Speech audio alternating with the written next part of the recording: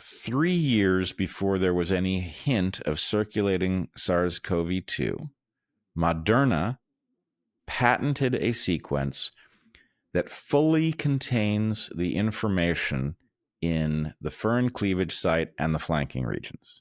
Yes. The flanking restriction sites. Yes, it's 19 nucleotides long, and these guys, it's kind of like a high level paper for people who don't know the terminology, but I think everyone, that's why I read the title, should go try and read this and understand what they did. Hey folks, welcome to the DarkHorse podcast. I have the distinct honor and pleasure of sitting this morning, well, it's morning for me, with Dr. Jessica Rose. Dr. Jessica Rose is a freelance scientist with a complex background. She started in applied mathematics, moved to immunology, then to computational biology, then molecular biology, and then to biochemistry. Did I get it right, Jessica? Yep. That's the sequence. Well, excellent. Well, welcome to DarkHorse. Thanks. Jessica and I have known each other online for quite some time, and we have now met twice. We've met in Romania at the International COVID Summit, and then in Geneva battling the World Health Organization. I have become quite fond of Jessica and her work in the COVID dissident space. She's a very unique person. You can find out more about her at her website. Just a point of interest, I know that Jessica is actually a competitive surfer. So that is an interesting fact about her, which may or may not come up here. I was a competitive longboarder, so I don't do that anymore because I think everybody in their competitive trajectory, no matter what it is, gets to a point where it's just not fun anymore. So I wanted to get back to the fun. And yeah. Totally get it. But Charlie don't surf, but Jessica does. All right. So we are going to talk today. I don't know where this conversation is going to go. There's a tremendous amount of territory that would be worth discussing with you, Jessica. But one thing I know that you and I are both focused on is a rift that has shown up in the space of the COVID dissidents, or the medical freedom movement, as it might be described. And this is something that I think requires a deep dive, and it requires a careful hand, because I see a couple different kinds of people who are doing damage, as I see it, to the medical freedom movement over what should just simply be an analytical disagreement. There's a disagreement between a group of folks who believe that there was no novel pathogen involved in what we call the COVID pandemic. And then there are those of us who believe that there was a novel pathogen. And just to be perfectly clear, the fact that some of us believe that there was a novel pathogen does not mean that we believe that there was an actual pandemic. Pandemic is a term that has a definition which was changed in a direction that made it vastly broader, and therefore included the phenomenon of COVID by removing the requirement that it have a severity above a certain threshold. So if we had a pandemic, it was only by a new definition that appears to have been engineered for the purpose. And I will also just say, for my part, I'm not claiming that you could not have had an emergency of the style that we had in which there was no pathogen. But all of that said, the evidence that I see suggests that there was a novel pathogen in circulation, that there is at least one, and that it is still circulating. And so there's nothing wrong with people disagreeing with that and taking the position that there was no novel pathogen. That is a viable hypothesis, and one that is testable. What I think you and I both find sad is the folks who behave as if anyone who thinks that there was a novel pathogen is stupid and or just doesn't get it. The fact is, that is not a viable position. Nobody is stupid. There is evidence, and that evidence is embedded in a background of noise, and smart people might fall out in different places on this. So, Jessica, how should we think about this puzzle from your perspective? Well, from my point of view, so first of all, there was an engagement between Denis Rancourt, who many people may or may not know. He's a brilliant Canadian researcher. And I don't like speaking for people, but I think it's pretty clear that he believes that there was no novel pathogen, and that all of the damages, not some, but all of the damages incurred in terms of injury and death were the result of what the humans did. And I think that there's a lot of truth in that. However, I am of the opinion that it doesn't exclude the possibility that there was a new pathogen circulating. And the truth of the matter is that nobody knows for sure. That's number one. Number two, a lot of people reported, like millions and millions of people reported experiencing quote unquote symptoms that they've never experienced before, which has yet to be explained. And we have evidences that of both a novelty and something that's pathogenic. And we can talk about that till we're blue in the face. So I agree with you. I don't like fighting with people, and I believe that people can have their own stance on this subject matter as much as they want. And I liked that Denis was kind of he made a comment about don't say anything about anosmia, which is the loss of sense of smell. So we spoke since then, and he was invoking, a discussion, which I think is great, because whenever there's a disagreement among intelligent people, like you and I were talking about before, all we need to do is talk, and maybe some minds can change, and maybe, we can improve our situation.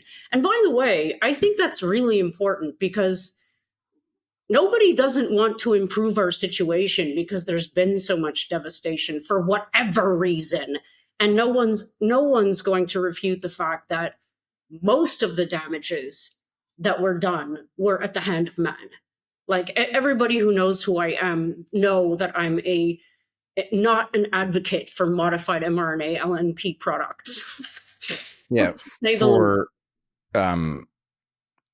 I think anybody who has honestly evaluated the evidence knows that the vast majority of damage, and certainly the vast majority of deaths, were the result of interventions, including and maybe most especially the mRNA pseudo-vaccines. Our first sponsor is Fresh Pressed Olive Oil Club. We love these guys and their olive oils so much. Extra virgin olive oil is delicious and nutritious. There are all sorts of health benefits that we can mention, from being heart healthy to preventing Alzheimer's to being high in antioxidants. But you've been living on this planet. You know these things. Olive oil is, of course, a cornerstone of Mediterranean diets and is used in everything. If you've never had excellent fresh olive oil, however, you may wonder what all the fuss is about. Fresh Pressed Olive Oil Club is the brainchild of T.J. Robinson, known in some circles as the Olive Oil Whisperer. He brings the freshest, most flavorful, nutrient-rich olive oils from harvest to your door. When we tasted TJ's farm fresh oils, we couldn't believe how delicious they were. There are several varietals with noticeably different flavors, and we've used them in all the usual ways. A light dressing on a caprese salad, marinade for grilled chicken, tossed with carrots and coarse sea salt before roasting. We've never been disappointed, and Heather has also made an orange olive oil cake, recipe sent by Fresh Pressed Olive Oil Club. It's amazing. You will not believe how good this olive oil is and how many uses there are for it. Olive oil is a succulent, delicious food that, like pretty much all fats, is best when it's fresh. But most supermarket olive oils sit on the shelf for months or even years, growing stale, dull, flavorless, even rancid. The solution is to have fresh-pressed artisanal olive oil shipped directly to you after each new harvest, when the oil's flavor and nutrients are at their peak. As an introduction to TJ Robinson's Fresh Pressed Olive Oil Club, he's willing to send you a full-size $39 bottle of one of the world's finest artisanal olive oils, fresh from the new harvest, for just $1 to help him cover shipping. And there's no commitment to buy anything now or ever. Get your free $39 bottle for just $1 shipping and taste the difference freshness makes. Go to getfreshdarkhorse.com. That's getfreshdarkhorse.com for a free bottle and pay just $1 shipping. Our second sponsor is Ancient. It's Armra. Armra is colostrum. Colostrum is the first food that every mammal eats. It is produced in the first 2 or 3 days of an infant's life and is nutritionally different from the milk that comes in afterward. Colostrum serves many vital functions, including that of protecting and strengthening the mucosal barriers for infants before their own barriers mature. Modern living breaks down your mucosal and immune barriers, and Armra is the superfood that builds them back. Armra colostrum protects and strengthens your body's barriers, creating a seal that guards against inflammation and everyday toxins, pollutants, and threats. Armra uses their cold chain biopotent technology to concentrate colostrum's 400-plus living nutrients into their most pure and bioavailable form. According to a review published in the journal Clinical Nutrition Open Science in 2022, bovine colostrum has been used to treat cancer, AIDS, polio, heart disease, and rheumatoid arthritis. It is a general anti-inflammatory, and its use in adults is known to increase lean muscle mass, improve athletic performance and recovery time, support healthy digestion, and reduce allergy symptoms. Armra starts with sustainably sourced colostrum from grass-fed cows from their co-op of dairy farms in the U.S., and they source only the surplus colostrum after calves are fully fed. Unlike most colostrums, which use heat pasteurization that depletes nutrient potency, Armra uses their cold chain biopotent technology, an innovative process that purifies and preserves the integrity of hundreds of bioactive nutrients while removing casein and fat to guarantee the highest potency and bioavailability of any colostrum on the market. The quality control is far above industry standards, including being certified to be glyphosate-free. Benefits of Armra's colostrum also include clearing of blemishes, shinier, thicker hair, stabilization of blood sugar levels, and acceleration of fat burning. And colostrum has been shown to significantly improve fitness endurance and significantly decrease recovery time after intense exercise. Armra has a special offer for the DarkHorse audience. Receive 15% off your first order. Go to tryarmra.com/darkhorse or enter DarkHorse to get 15% off your first order. That's tryarmra.com/darkhorse.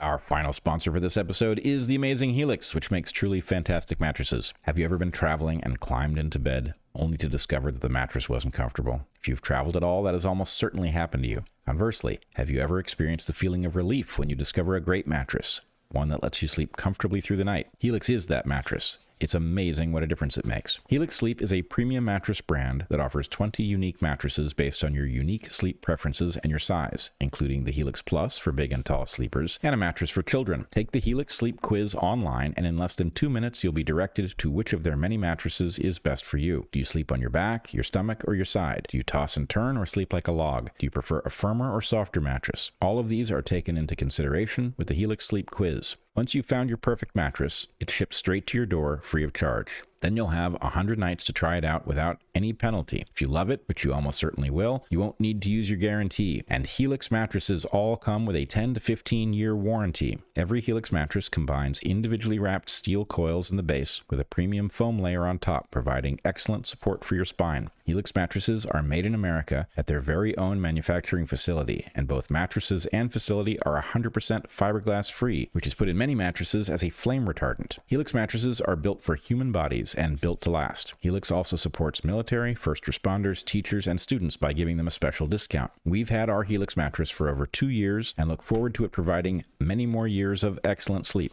Helix is offering 30% off all mattress orders and 2 free pillows for our listeners. Go to helixsleep.com/darkhorse. That's helixsleep.com/darkhorse. This is their best offer yet, and it won't last long. With Helix, better sleep starts now.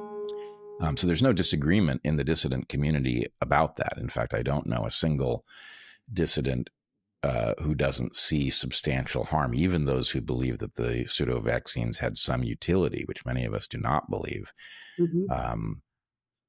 except that there was a high level of adverse events and that many demographics did not need them because they didn't suffer a great enough risk from COVID.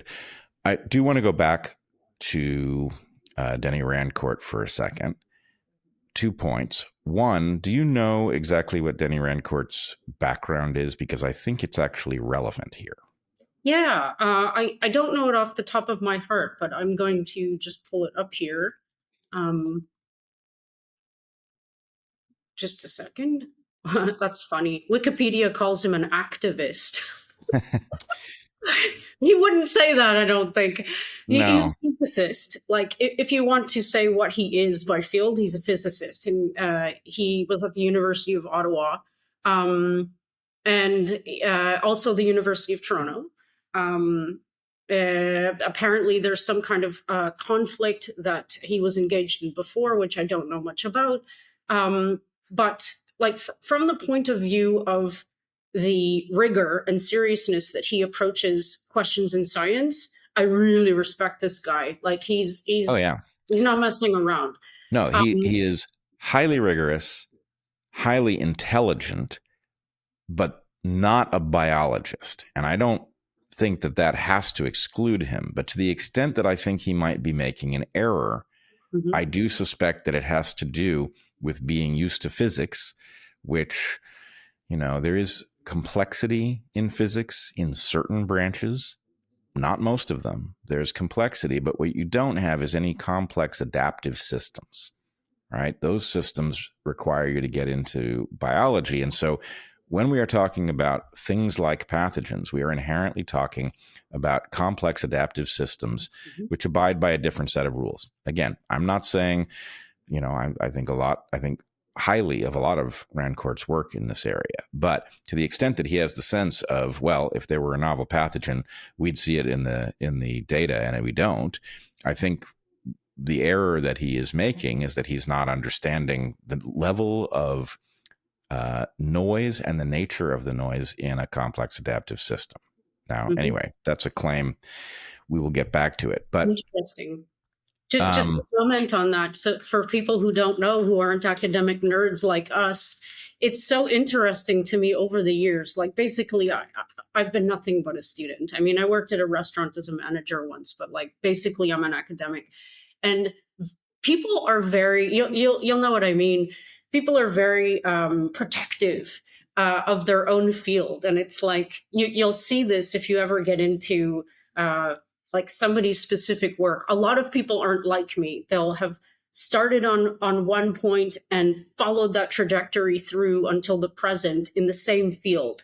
I've jumped around 5 different fields, so I'm really not typical. But I get that most people in academics are very this is my baby about what they do, and I think that's the innocent part of why people come to the conclusions that they do. And with someone like Denis, it's like I think it would be easy to convince him if he just knew a little bit more about like why this thing, in my opinion, is new and pathogenic that was circulating in 2019.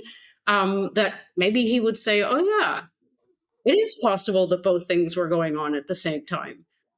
Yeah, I actually think, having nothing to do with Denis, that the focus on a single thing has been a disastrous trend in science. Yeah, and that I agree with you.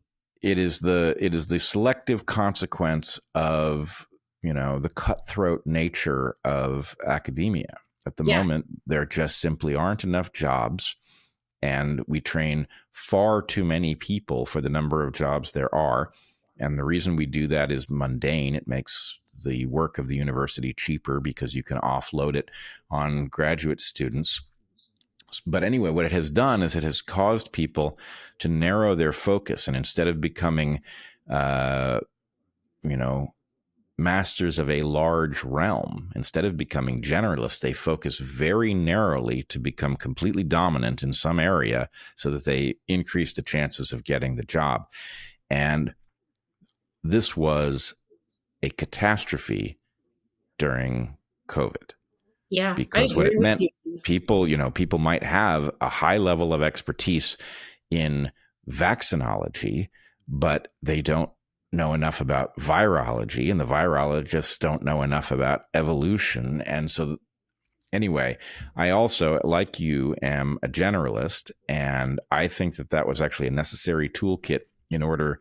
Um, I did not get everything right during COVID, but what I did do was get smarter over time, Right. right? I took the stuff that wasn't right, figured it out, and got rid of it, and I'm still in that process. But a generalist toolkit was essential for that.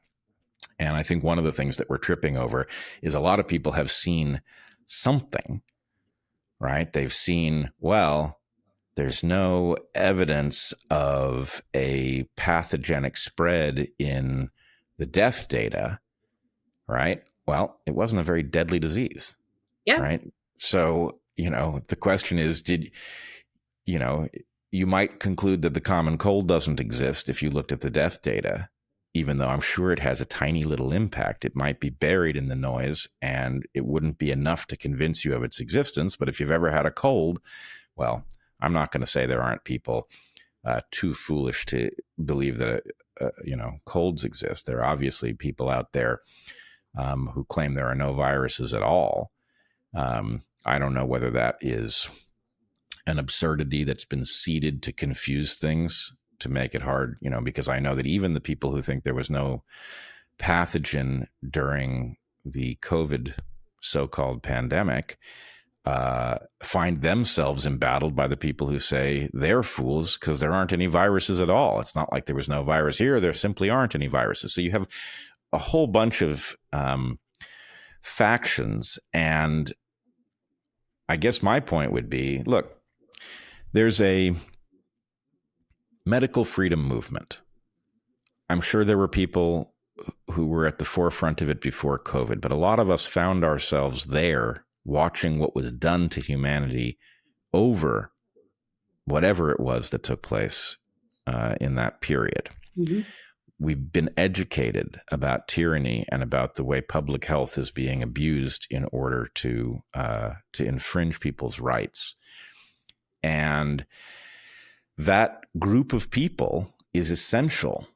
We are going to have to fix a system that has forgotten what the Hippocratic Oath is, that has forgotten what informed consent is, and we can't be shooting at each other, which doesn't mean we can't be disagreeing with each other. We should be disagreeing with each other. I welcome the people who think that there was no novel pathogen. I don't agree with them. I think in the end, it will become clear that they are wrong. They think the same of you and me. That's fine. That's how science works. But the idea that you're not welcome here if you're too dumb to realize there was no pathogen, that's not a scientific position. That's a strategic position. And the two things have to be separated. Yeah, just a comment about that. I've discussed this a few times in interviews. It's really fascinating for me. Every now and then I sample what the public is thinking, and on all of this subject matter, like stuff that seems so obvious to somebody who's looking at it for years and years and years might be completely, like, someone else might be completely oblivious. So it's like I've written a couple of articles on Substack about this, about how there really are bad guys. There are good guys and there are bad guys, and I don't think people realize that. Like you often get a lot. Sometimes I'll get comments about, oh, I hate seeing infighting, and I wrote a whole article on that too. Go read it. And how, I wish you guys would stop fighting, and on the subject matter of this so-called medical freedom movement. But it's like, the reality is there are, in my opinion, people and even probably organizations whose job it is. They're actually getting paid to disrupt the hard work and efforts of good people who are literally putting themselves through hell to get truth and information out there. Good people who are being fired from their positions, their careers, losing their medical licenses. Like Pierre Corey just lost his license. Like Pierre Corey and Paul Merrick just lost their licenses. How many people have we seen pushed out of positions? We've seen Jay Bhattacharya. We've seen, Robert Malone, the literal inventor of mRNA technology, slandered as an anti-vaxxer. Mhm. You couldn't get any more absurd than the demonization. And I agree, some of it is organized. We know it's organized. We know some of the organizations involved, right? We know that Gavi is involved, the Trusted News Initiative. These are organized, well-financed entities that are intentionally attacking the credibility of people who've spent an entire career coming to understand scientific subject matter that's difficult, and then taking the risk of speaking openly about what they Mhm. see. And it is organized. Those are bad people who are doing Yeah. that. And Yeah. I agree with you. It's not that everybody thinks they're doing the right thing. Some of these people are getting paid to do the wrong thing. And even if a few of them are confused, many of them know exactly what they're doing. And you would expect this. In fact, it would be shocking if it didn't exist, given how many hundreds of billions of dollars obviously rest on questions like, is the mRNA vaccine platform safe enough to use in humans? Never mind the COVID version of it. Yeah. If it's safe, there are hundreds of billions of dollars, if not trillions of dollars, that will ultimately flow from it. If it's not safe, then those Well, dollars there's will not flow. yeah, and there's accountability too, which is huge. It's like you got lots of splaining to do because they injected this stuff into billions of people, and there are a staggeringly high number of people reporting adverse events and who have died or are permanently injured. So it's like there's accountability, and then there's whoops, we can't go ahead with the program, and all of our investments are out the window, and it's really sad, but that's the reality. It's that I've learned, and by the way, for people who don't know my nature or who I am, I came into all of this a child of academia. I've always worked under the umbrella of science. I'm the peer-reviewed literature girl. I'm vaccinated out the yin yang up until recently. I never had a problem with vaccines. I never had a problem with the three-letter agencies. I wanted to work for the WHO and the CDC, for crying out loud. Not anymore. So it goes back to what you were saying about the process of learning and updating. It's like once you start to see evidences of things that are contrary to what you have come to know as the truth in science or in life, you have to keep investigating, and you can't go back from that. So at this point, like I said, I'm absolutely advocating against the use of these modified mRNA LNP products, and we don't have enough time to go into exactly why. But then it's yeah. Can I go Yeah. back to the novel pathogen thing? Because I made all these notes and I want to make Yeah, sure. hold on. We will come back to it, but there's one other thing I want to clean up, which is that the comment about anosmia that Hmm. Denis made will be mysterious to a lot of people, and I want to Oh, clear up what okay. that's about. So in this ongoing dialogue about whether or not there was a novel pathogen circulating, to steelman the position of those who claim that there was no pathogen, they will frequently say, look, a certain number of people every year get the worst flu they've ever had. And the fact that there was a symptom which seemed to accompany COVID that involved the loss of smell and taste, many people regard as slam dunk evidence that a novel pathogen existed because it triggered a novel symptom. And their point is that's not novel. Losing smell and taste is a feature of many illnesses. And it's just that we started to notice it. And so people convinced themselves that they were dealing with a novel pathogen. But basically, people get sick. What symptoms you get for a disease vary a lot. And if you start looking for patterns, you start shoehorning whatever disease you have into the thing you've been told is circulating. And we convinced ourselves that there was COVID, but there wasn't. That's more or less their argument. Now, there's other evidence that they bring to bear. On the other hand, I never lost taste and smell. Heather did, and it was quite profound. It was like a switch. It wasn't like the kind of, food tastes weird that you have when you're sick with something. It was like, actually, suddenly I detect nothing on this channel. So that is not, in my opinion, a familiar symptom. That was a novel symptom. Is that a fair summary, Jessica? Yeah, and I love that you brought it up and used the personal example, because that's one of my points. So just so that people know, anosmia is the loss of sense of smell because you have an attack on your olfactory nerve. So this response basically causes overt inflammation. And I suppose it can cause death of some of these cells as well, because some people are actually reporting that they didn't recover their smell. I was literally talking to someone the other day who still hasn't gotten his smell back. So I think about this a lot. And I was, years ago, I was on a call with a lot of smart people, and I was starting to get mocked, or there was some mocking going on concerning this exact subject matter about the loss of sense of smell and how it absolutely doesn't prove that there was something new. Now, my trajectory on this might have been totally different if it didn't happen to this chickie right here, but it did.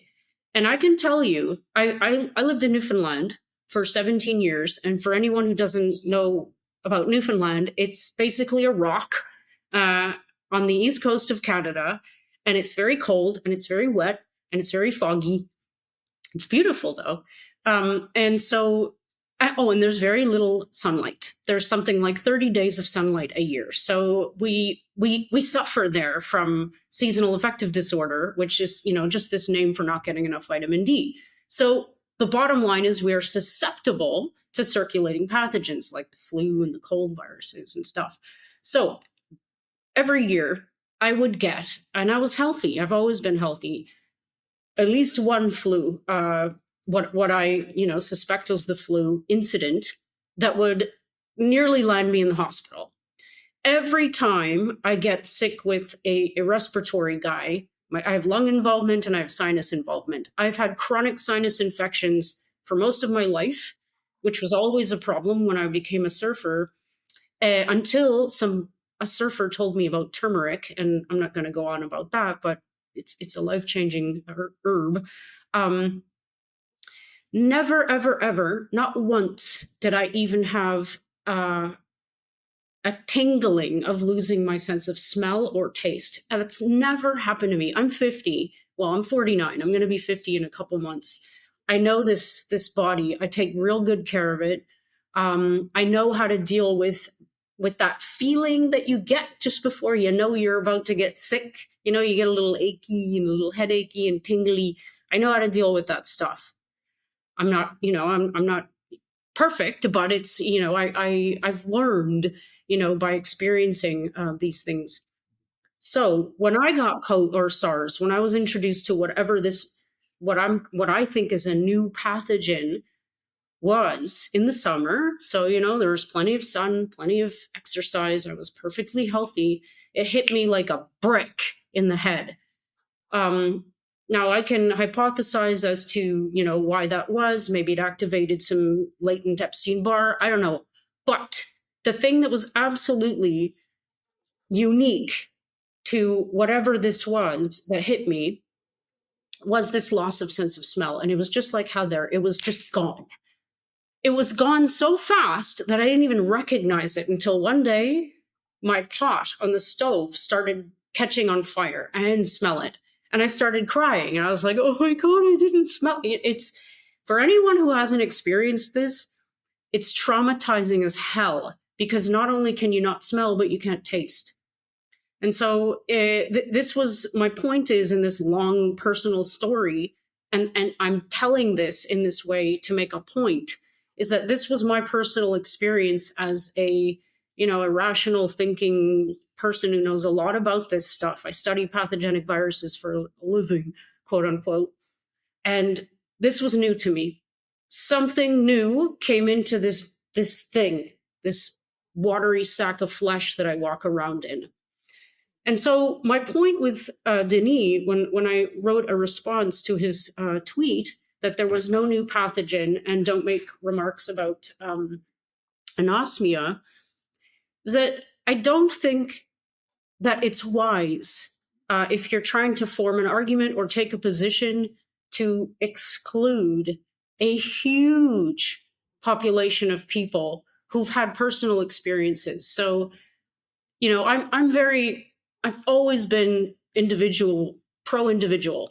I like hearing from people's mouths what their experiences were, learning from them that way. I don't like hearsay. I pay no attention to rumors. I like looking at people in the eyes. And that's what this comes down to. It's like, I don't like groups, I don't like labels, and I don't like saying it has to be only this. Like, we're not Sith Lords, right? It's not all this or all this. It's always a mix. It's always complex. And so the idea, again, going back to the pandemic measures, that and the novel pathogen circulating that induced these symptoms, these specific and unique symptoms, are not mutually exclusive. I think both things happened. Absolutely. It's exactly what you said. We're not dealing with a novel, deadly pathogen. We're dealing with a novel pathogen. There's a big difference. And Robert Malone actually made this statement as well. And I remember that a lot of people were like, and it's like, no, you didn't hear what he said. Listen to what he actually said. So what I wanted to, sorry. Hold on there. I wanted to go follow up on a couple of those threads before we move on. One, there's something analytically illegitimate about saying, and don't tell me about anosmia. That implies that the anosmia question has a completely satisfying answer. It's not worth going down that road. It's a bluff. The fact is, a lot of people experienced anosmia. That anosmia could be the result of them noticing a symptom that they have had in previous years in a new way because of the information they're being fed. But it is not inherently that. Many of us who know people who had it don't believe it was that. And I think this actually speaks to the earlier point that we were making about what kind of scientist you are. There's a conflation that people make when they mean evidence, they say data. And in my opinion, the term data is part of a cryptic coup against a theoretically robust kind of science. The way science works, you come up with a hypothesis, you collect data in light of that hypothesis to attempt to falsify it, right? Data is something that you collect systematically.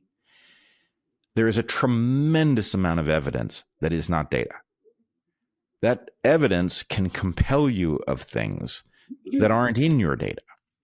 And, so if your data is, for example, focused on deaths, then of course you will view COVID as a near non-entity or non-entity. Because as we know from what emerged late in the so-called pandemic, we know that to the extent that it was having an effect on deaths, it was actually killing people who were already beyond their life expectancy for the year they were born. It was pulling them forward probably by months. So it's not that there was no death involved, but the point is that does not show up powerfully in a data set. If your data set is about death, COVID didn't cause very much. And to the extent that it did cause it, it caused it to people who were highly vulnerable to death by virtue of their advanced age or other pathologies. So evidence like anosmia doesn't exist in that data set. But it is evidence. It's powerful evidence. Likewise, and I'm sure we will get there, but you have many clinicians who saw something come through their offices that convinced them that they were dealing with a novel pathogen. Now, there are many places to trip over the claim that there was a novel pathogen. I'm pretty sure there was a novel pathogen because of what came through my family multiple times. Mm-hmm. Do I know that it was SARS-CoV-2? I do not. Do I know that it was one pathogen? I do not. Do I have suspicions about it? I do, because for one thing, when you got symptoms that seemed to imply SARS-CoV-2, it was very likely that you still tested negative for the disease. Now, I don't know what that was about. Cruddy tests? Clearly the tests were cruddy. On the other hand, you've got tests that are designed for an average member of the lay public to test themselves. Heather and I are biologists. We've done enough lab work that we ought to have a little edge on a layperson who's never run an assay before. Mm-hmm. And yet, in the middle of maximal symptoms, unable to trigger a positive test raises questions. Was there a novel pathogen that wasn't what we were told it was? That's a possibility. Were there multiple ones? That's a possibility. So anyway, the point is you need to contemplate a larger set of potentials here in order to be able to understand the sum total of the evidence, only a small fraction of which is actually data. Yep. I remember once a person told me that the approach that a rabbi takes to solving a problem is to engage every possible idea, every possible notion, every possible opinion, and to have a rounded off version go from here and focus in to find a solution. And I really like that because I think that's what we need to do. It's like, if you cut yourself off by saying that, no, this isn't that, which none of us know. That's what I started off by saying. We don't know, just like you just said, we don't know if this was actually SARS-2. It was something. Then we're cutting ourselves off from a possible actual answer, or even from the truth itself. So that's what I don't like about the approach. Just to make a comment, you spurred an idea in me. Oops, sorry, spider. It's interesting that this SARS-2, let's just call it that induced what we called COVID, sped up the death of people who are already infirm or aged. It also did a couple of other things. So I find that really interesting because there's the connection between that SARS thing and the shots, the spike gene, that is the genetic material that they used in the modified mRNA LNP shots. They seem to have that same effect. That spike, once it's translated, seems to have that effect adverse event-wise in a lot of people. It seems to me, and I look at adverse event data, that's like what I do right now. It seems to advance whatever it is that the particular person might be dealing with. It rapidifies, the process, whether it be cancer. We've all heard that people who are in remission for cancer have come out of remission, and now they've jumped into stage 4. Nobody. So wait, you're talking about in response to the shots, or you're talking about in response to COVID?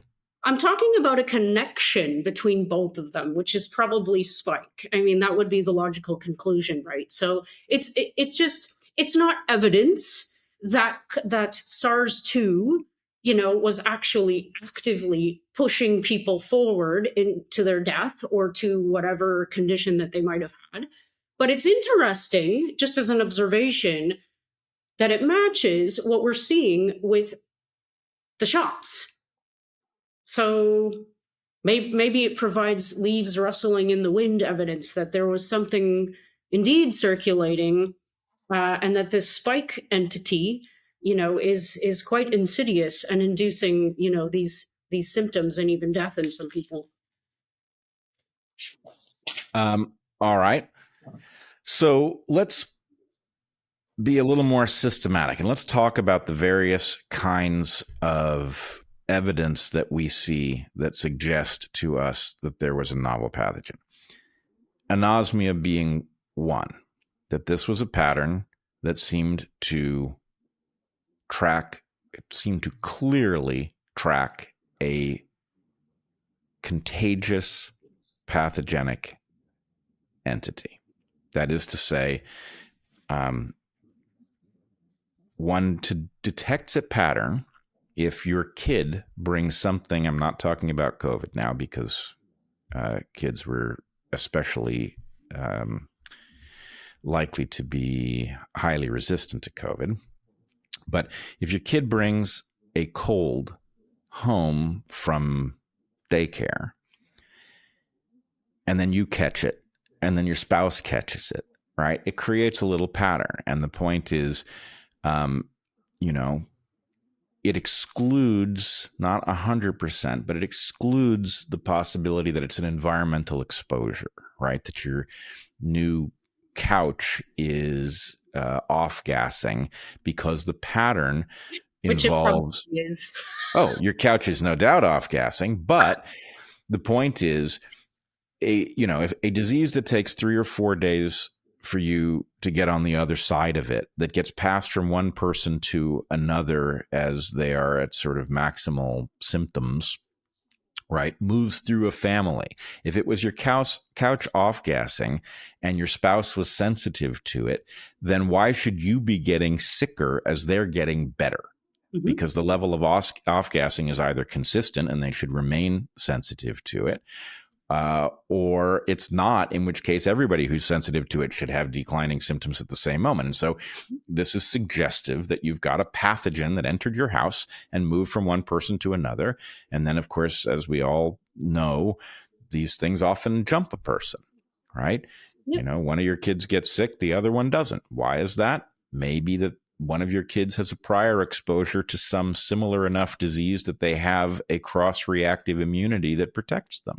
Or it may be that the thing isn't all that contagious and they just simply were careful enough about the way that, they didn't rub their eye at the point that there was virus in their environment, yada, yada. So anyway, the fact that there was anosmia and the fact that anosmia seemed to move along with what was obviously a contagious pathogen that moved in the way contagious pathogens do, through families, through workplaces, through classrooms, is suggestive.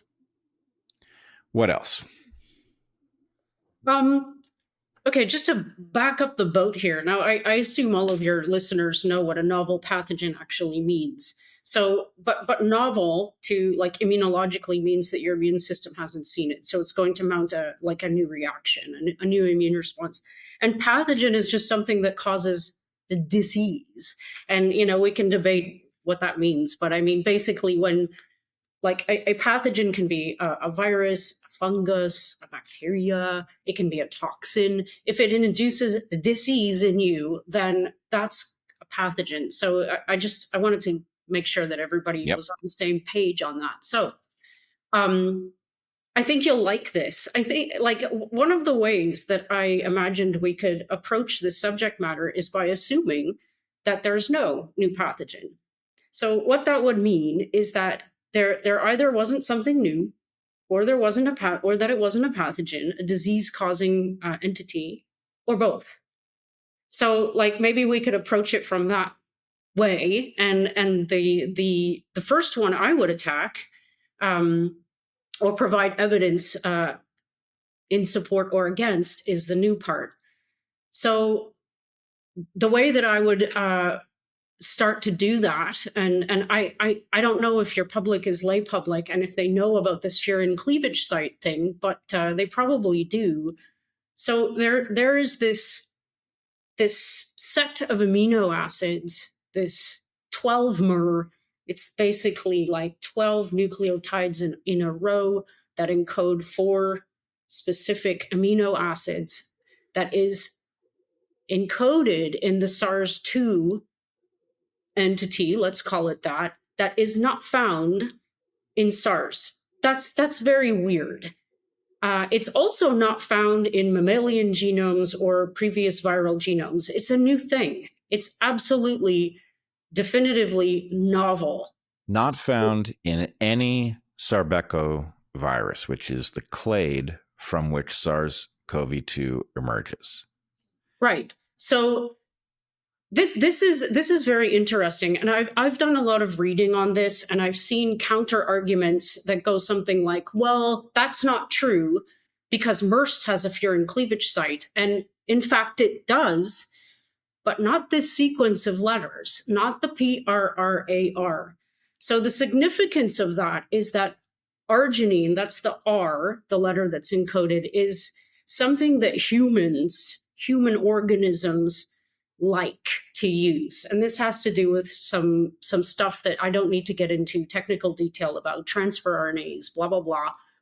But it's suspicious to somebody who works in these fields that you would find three R's in like novelly three R's, which are like these are they're amino acids that humans like. They're not amino acids that a virus would choose, quote unquote. It's also interesting when you start reading about the codon optimization that was absolutely done in the context of all of the DNA that was used in the injections.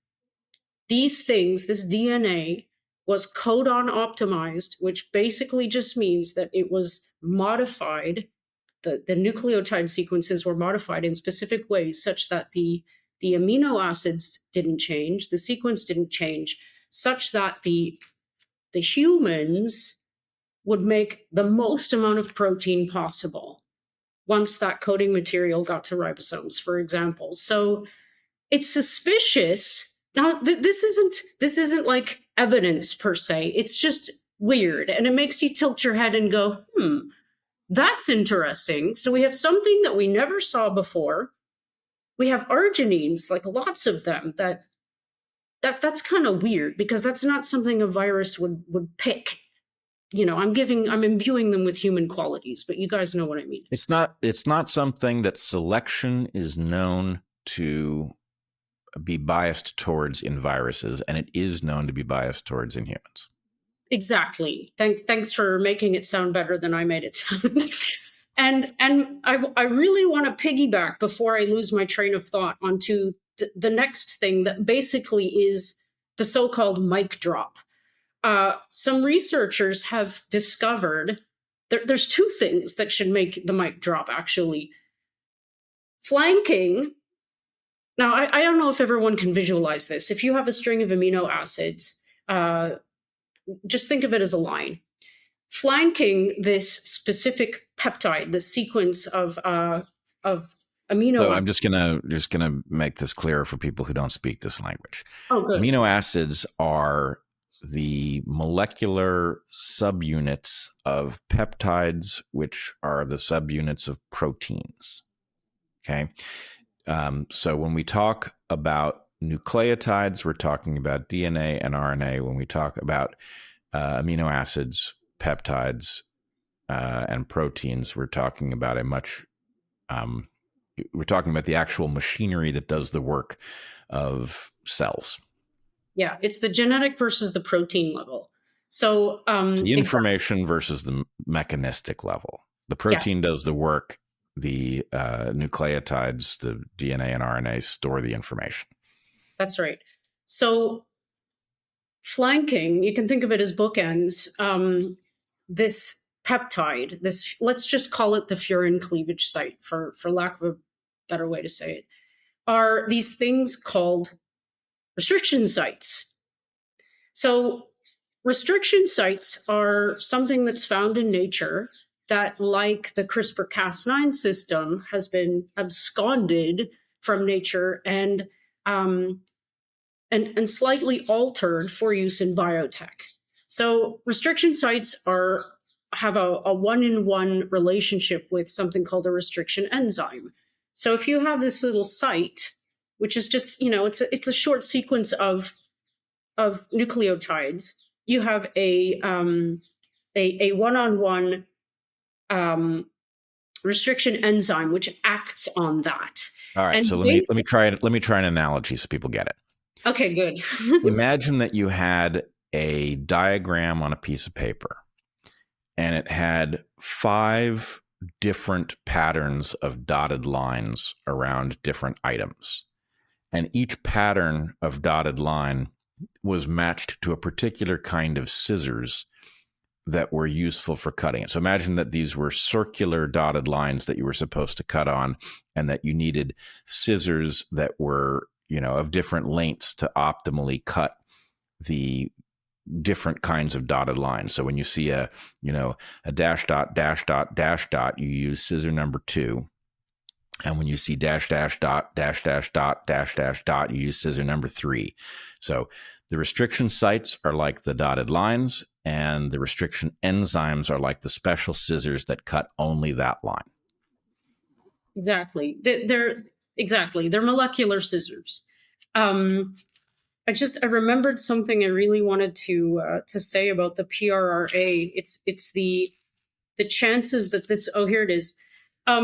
So somebody did these calculations. It was Archmetic. That's a Substack everyone should follow as well. And the chance that you would have this is another piece of evidence besides the fact that the PRRAR has never been, in this particular form before in a virus. The chance that this particular sequence of 12 nucleotides that encode the PRRA, for example, occurring by chance is like 1 in over 16 million. It's like really, really, really unlikely that this would ever happen in nature.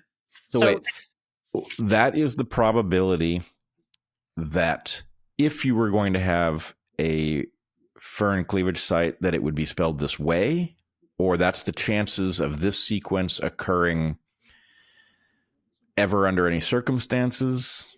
That sequence would occur. So okay. But that is a little bit questionable to me, because, if I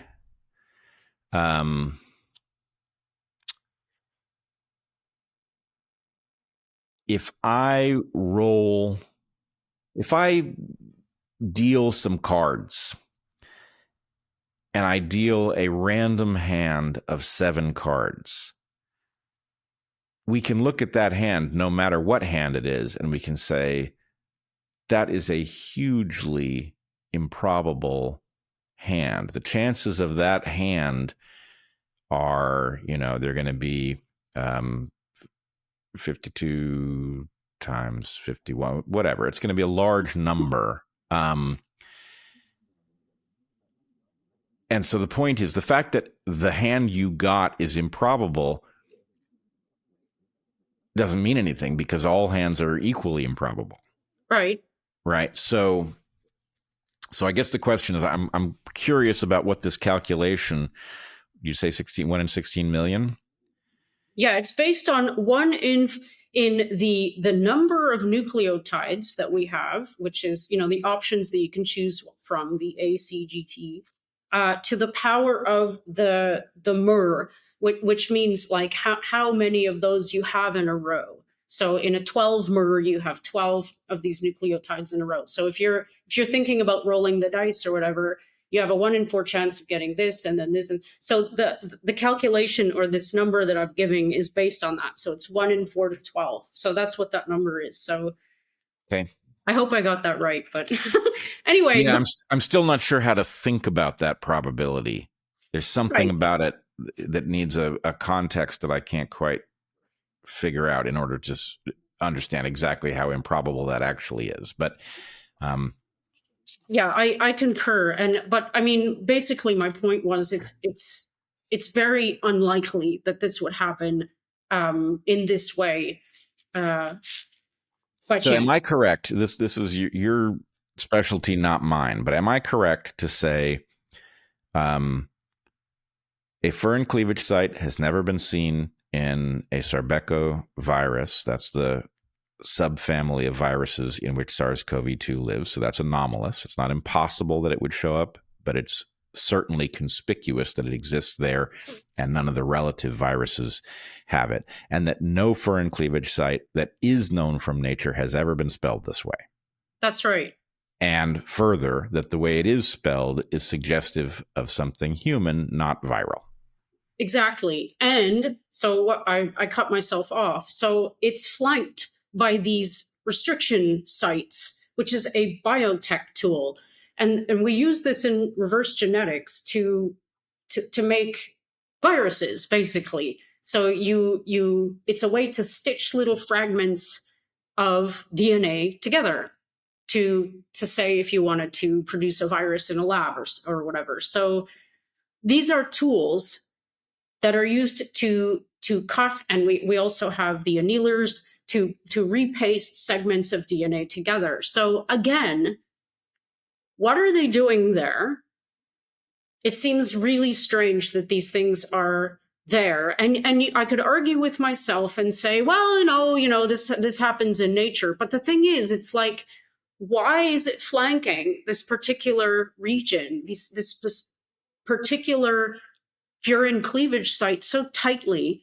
That seems really weird. And somebody else has done the math on this, the unlikelihood of this, da da da da. So it's like, it's another piece of evidence that in my books, you can read anandamide's Kevin McKernan's Substack. He's written a lot about this for the details on this. This is his specialty. He's a genomics expert.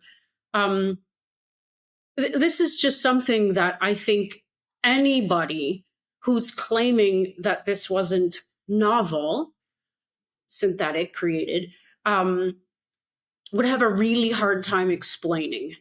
It does seem sort of smoking gun-like. That Yes. You have essentially the signature of laboratory activity Tools. flanking this very unusual in multiple dimensions and significant furin cleavage site, which I will connect for those who haven't followed the story. The reason that the furin cleavage site is so important is that it is necessary. If you wanted to take the ancestor of SARS-CoV-2, the wild ancestor, and turn it into a human pathogen, it would need a furin cleavage site. And that was well understood by the biotech folks who were studying these viruses for whatever actual reason they were studying them. In other words, the furin cleavage site's significance was known. The idea that if you did install it in one of these related viruses, that you could make a human pathogen, and then to find that very thing phylogenetically out of place in the very virus that seems to have started circulating in Wuhan, with a signature of human gene editing, of laboratory editing, the tools that you would use, the sequences that do the cutting, or the sequences that cause the cutting to be done in particular locations that flank this very thing, happen to be there. I'm not an expert on viral biology, but unless restriction sites are very common in viral genomes, or B, there was something about the ecology of this virus in which a restriction site at that location would somehow be useful, that seems like very powerful evidence of laboratory involvement in the creation of the virus. 100%. And by the way, everybody, maybe those two things are true, but it doesn't. I would say no, they're not. Bret, it shifts the presumption. The presumption when you see those sequences is it's everything together. There's another thing that everybody should know about, and this is a little more. It might be harder for me to explain, but I'll do my best. Oh, by the way, yes, the furin cleavage site makes SARS-2 more infectious. That's why it's worse. the SARS-2. It acts on a ligand on cells called TMPRSS2, which is an acronym for something I don't know. And so it's a very specific mechanism that's well known. That's the thing. So let's just say it's part of the mechanism that allows the virus to gain access to a cell so that it can drop its RNA into the cytoplasm and cause the cell to produce more virus. Exactly. It's a very, very sequential, ordered series of events as we understand it. It's just like the HIV receptor. This GP160 opens up GP120, GP41 pokes a hole. So it's the same thing. So I just want to also add that in the story of what happened in Wuhan, a story we don't completely know, but I think we can begin to tell a pretty coherent version. There was a virus related to what circulated during the so-called pandemic, a precursor that infected 6 miners in a cave in Yunnan years before. And the folks at the Wuhan Institute went and started looking for viruses in Yunnan because 6 miners had become sick. 3 of them died. But significantly, that virus, which did not have the furin cleavage site, was not able to jump from one person to another. These people had contracted the disease, but it was not capable of creating a pandemic because it couldn't jump from one person to another, which is obviously necessary. So if you were involved in a cryptic weapons program, if you were looking for viruses that would be useful as human pathogens, you might look at a virus that knew how to jump into people but did not know how to jump between people. And you might think furin cleavage site is the difference between what we've got and what we're looking for. And how would you get it? Well, it would involve restriction enzymes and restriction sites. And lo and behold, in the virus that was circulating, we find exactly these things. We find an unusual spelling, and it all begins to fit, especially in light of the fact that the very experiment that would have created such a virus was proposed, rejected, but proposed. Yeah. And I will just say finally that for those who think, well, it was rejected, so maybe it wasn't done, very often in biology, the cutthroat world that it is, people propose experiments that they've already run in order to get them paid for. So the fact that the grant was not made does not mean that the experiment that was proposed wasn't done at all. That's right. We're all the same in some regard. Some of us are a little crazier than others, but I think everyone should really, even if you're talking about the guys who wrote the diffuse proposal that we were just alluding to, and go read that, by the way.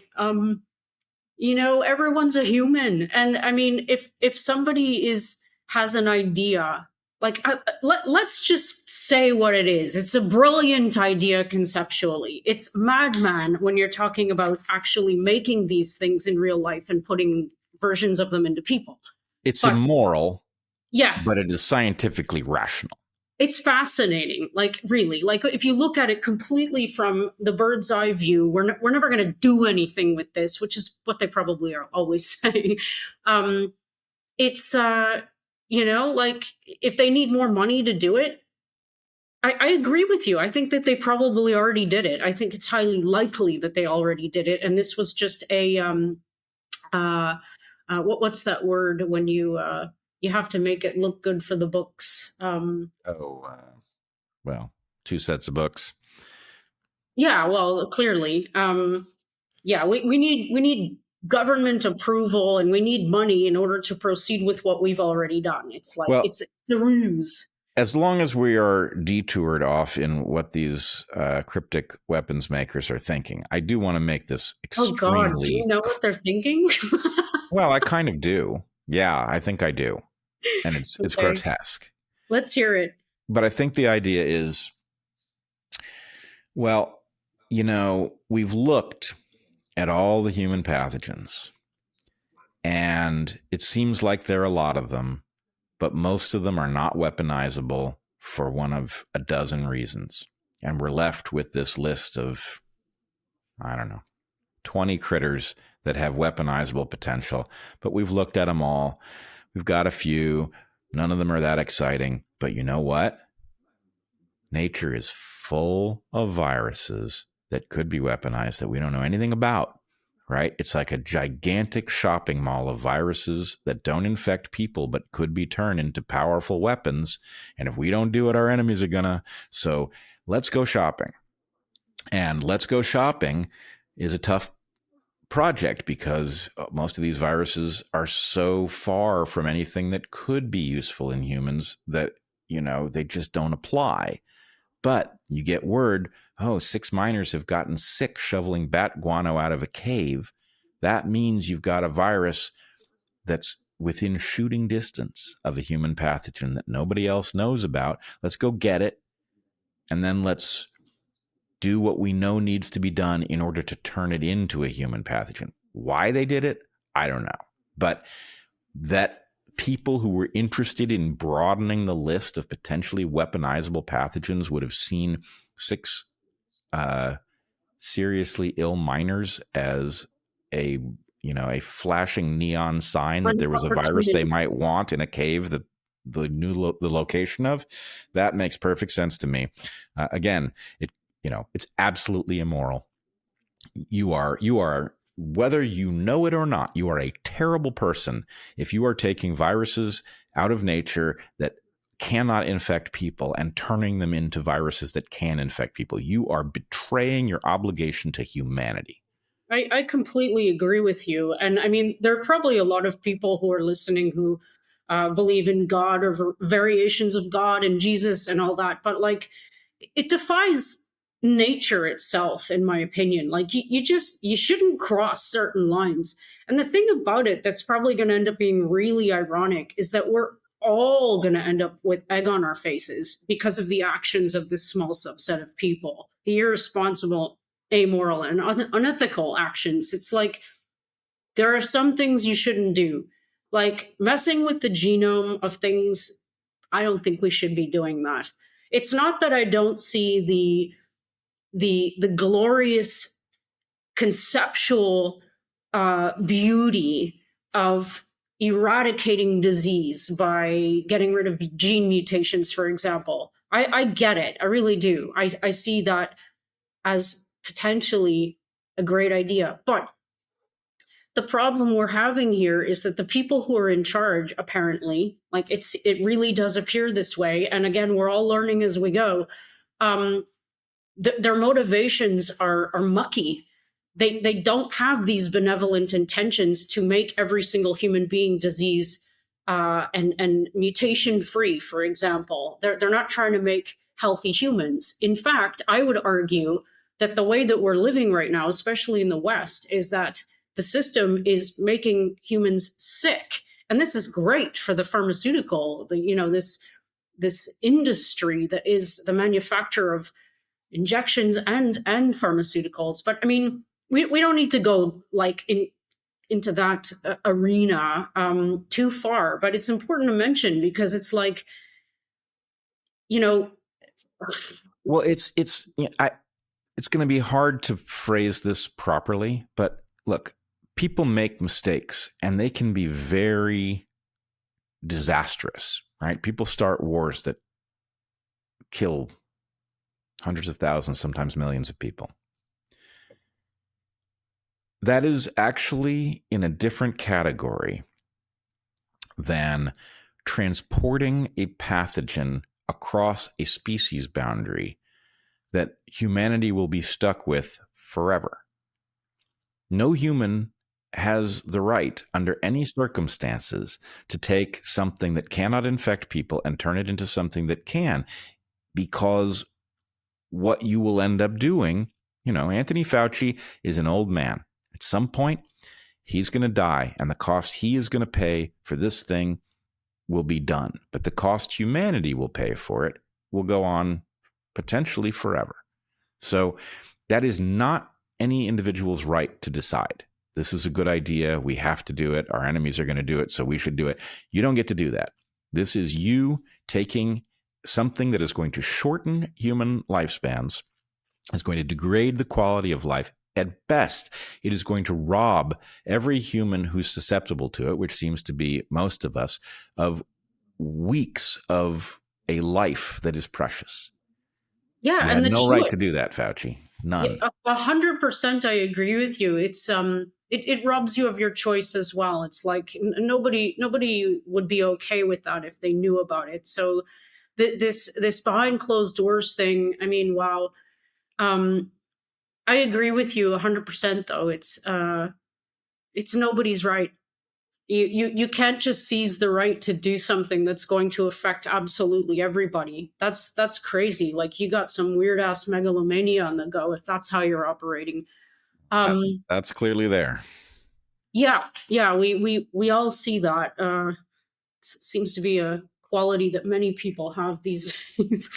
But there's just one other piece of evidence that I can inject here. Pardon the Okay. pun. So there's a paper. I'm going to read the title for everyone. It's called MSH3 homology and potential recombination linked to SARS-CoV-2 furin cleavage site. And I'm going to try and get this right. Basically, what these guys found is a perfect. I'm going to read this.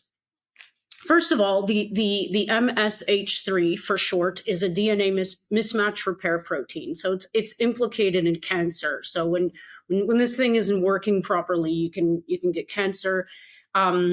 It's used in research to do like experiments to see like if this happens, if it binds this, what are the types of cancers that are associated with that. So this is like again, it's another tool. So it has a sequence in it. It's a gene. It has a sequence, and it's exactly the same sequence. Now, it's not a 12-mer, it's a 19-mer. So there's a sequence of 19 nucleotides that have this furin cleavage site inside it. So there are little entities flanking, which also includes these restriction sites, that is found in this what is called a proprietary sequence, which means that it's been patented and it's being used for research. And you guys might not believe this, but the owners are Moderna, TX. So they patented this tool that contains this sequence. It is in the reverse complement, but it's still there. It's 100%. Convergence or coverage and identity when you blast it. I hope everybody knows what I'm talking about. And this was submitted. No, you're going to have to spell that out. I think I know what you're talking about, but you have to spell that out a little more clearly. Moderna has a patent that exactly. I'll read it out because I like people to do their own homework. It's US 9587003 from 2016. Okay. From 2016. Yeah. Okay. So 3 years before there was any hint of circulating SARS-CoV-2, Moderna patented a sequence that fully contains the information in the furin cleavage site and the flanking regions. Yes. The flanking restriction sites. Yes. It's 19 nucleotides long. And these guys, it's kind of like a high level paper for people who don't know the terminology, but I think everyone, that's why I read the title, should go try and read this and understand what they did, because they also did some probability calculations. And they're not making claims in this paper. All they're doing is saying, that's weird. We found this perfectly matching sequence that's never occurred anywhere else, that is in SARS, in our MSH3 guy. It's like, why? How can that be? So they're begging the question, how can this be? Like the likelihood that this is going to happen, they predict. I'll read you what they wrote. The probability of the sequence randomly being present in a 30,000 nucleotide, that's how big the SARS is, viral genome is 3.21 times 10 to the minus 11. So again, it's very, very, very, very, very unlikely that this would happen by chance. So it's like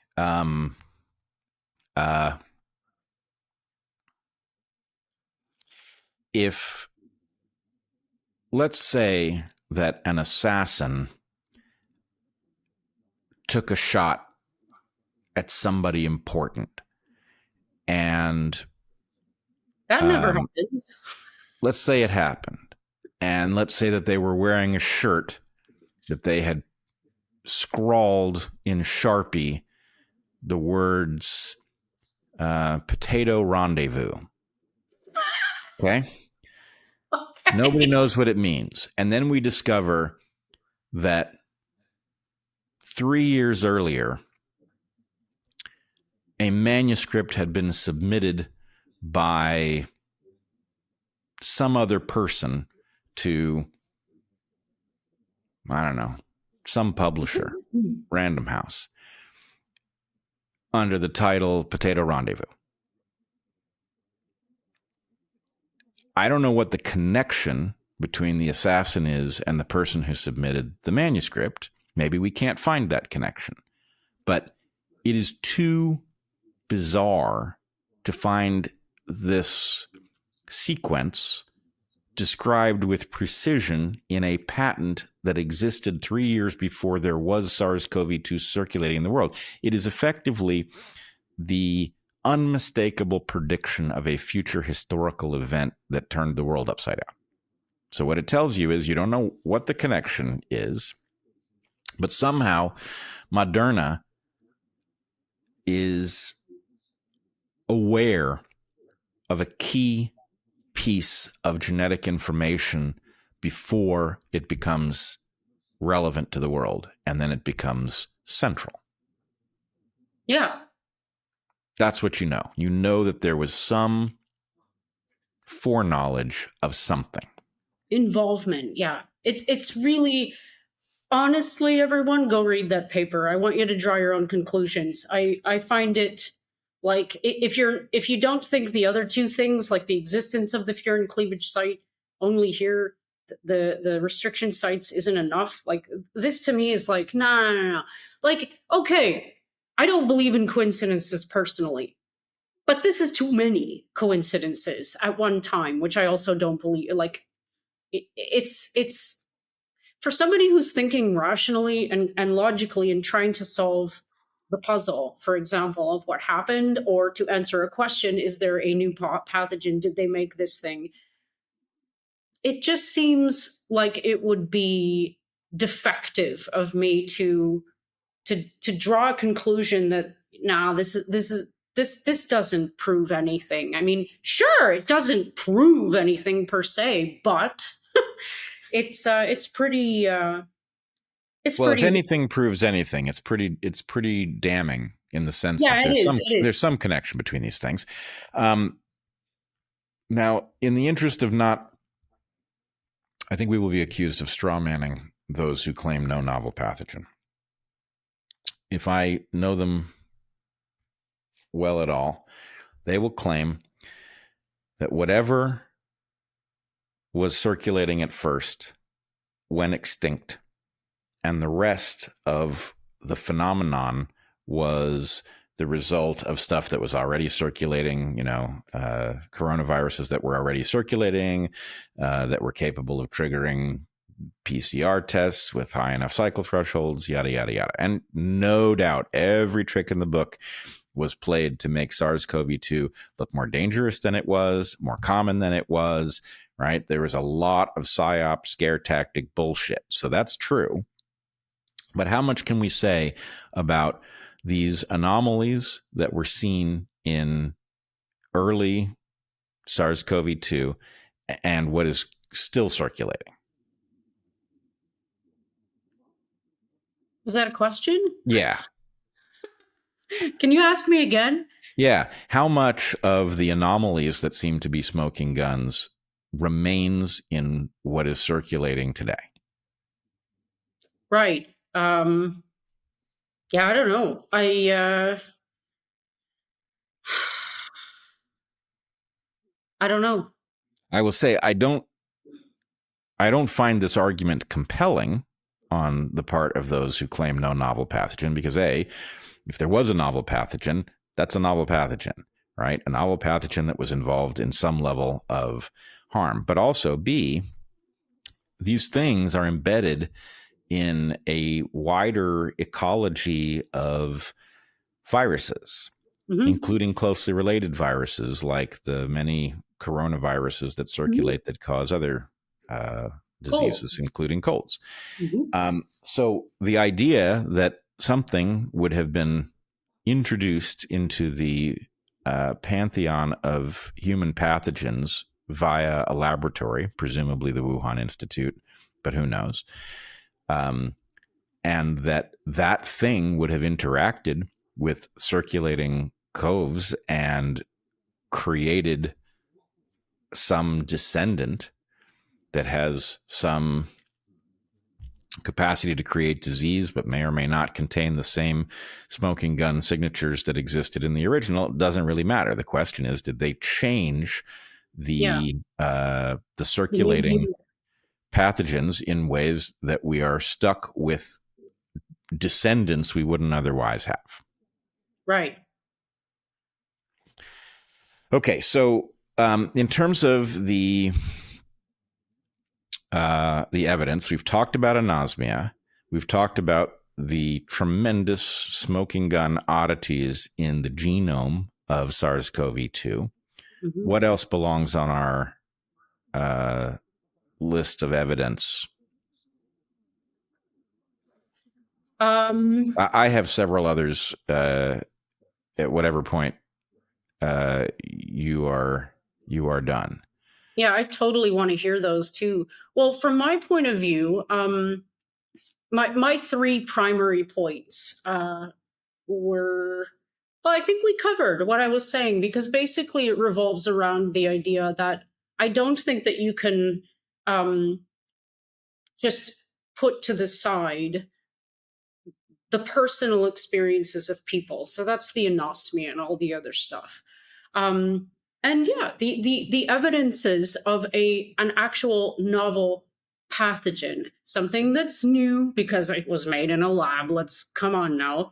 And it's a pathogen. It causes disease. That's what this COVID phenomenon is. So it is associated with a set of symptoms that can be, and the thing can move from person to person. So yeah, that was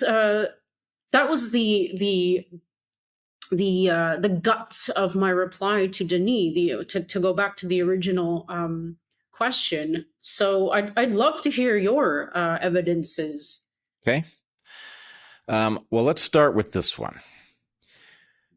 There is something about what has been circulating since at least the dawn of 2020 and actually probably back to September, October of 2019, at least, that is highly anomalous, not just in the sense of causing this very conspicuous anosmia in some fraction of the people who get it, but in when you get it. The fact of substantial flu-like disease circulating in the summer is not Right, normal. right. So I know that I had whatever this is in the summer when summer colds, we all know about them, right? They exist. They're not all that common, but people get them, right? But significant disease of a flu-like nature in the summer, right? We see it now. It was apparently circulating at the Olympics. That is not normal in and of That's itself. From yeah. my perspective, in and of itself, that suggests we are dealing with a novel pathogen, period, the end. Is that novel pathogen derived from SARS-CoV-2? I don't know, but I will say SARS-CoV-2 was seasonally anomalous when it showed up, and it continues to be seasonally anomalous 4 years later. Hmm. So is there a novel pathogen? I think that's a slam dunk. Yeah. the seasonally strange nature of it is profound. Not only did people experience odd symptoms that seemed to be indicative of a novel pathogen, maybe more than one novel pathogen, but at least one novel pathogen, but doctors saw patterns in their practices that were profound. Could some doctors have been tricked into thinking they were seeing something? Undoubtedly.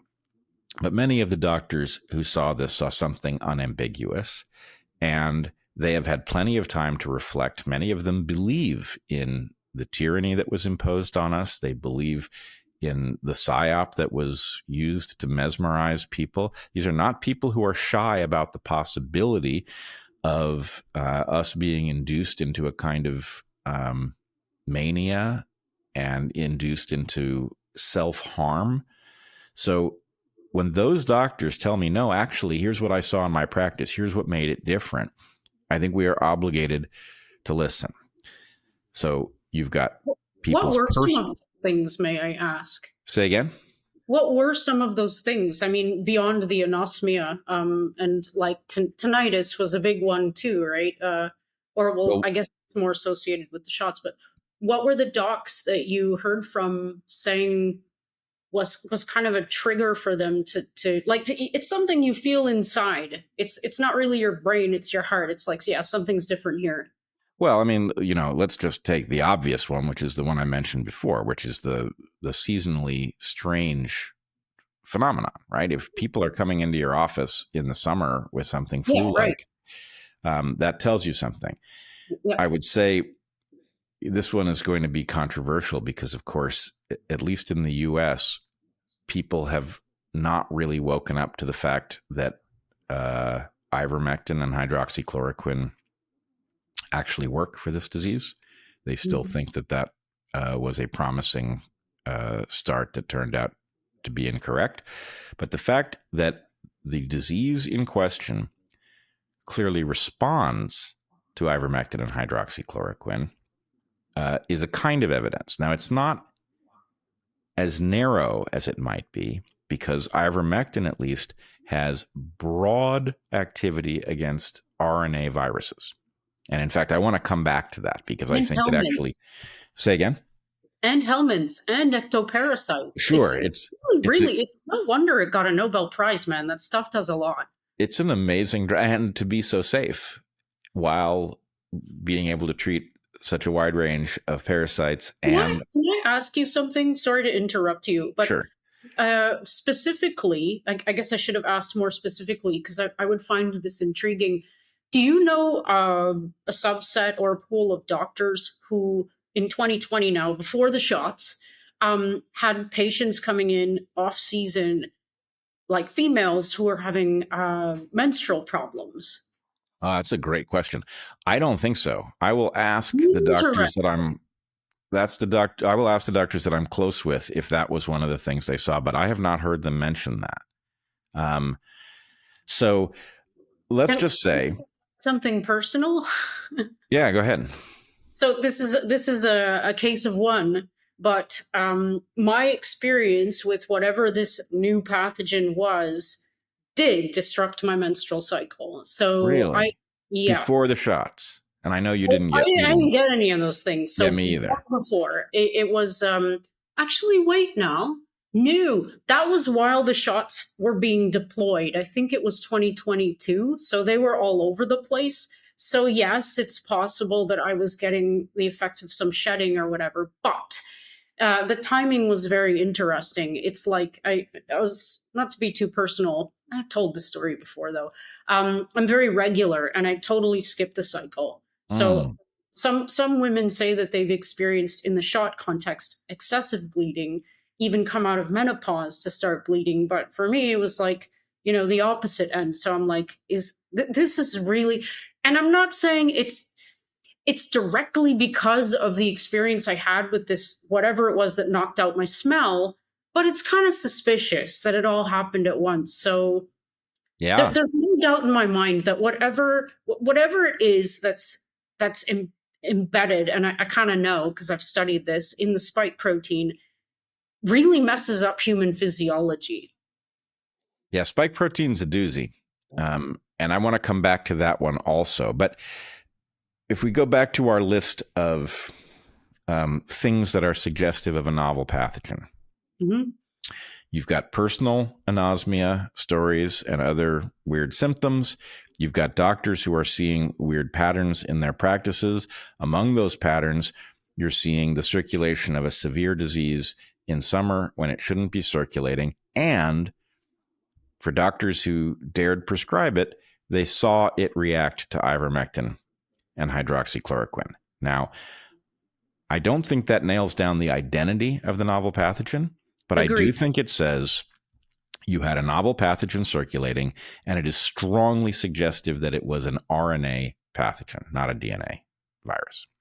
Right? Agreed. An RNA virus, not a DNA virus. So that includes SARS-CoV-2 in the list of suspects, but it doesn't nail down its identity precisely. But of course, what we're here talking about is whether or not there was, in fact, a novel pathogen, which I think is a slam dunk.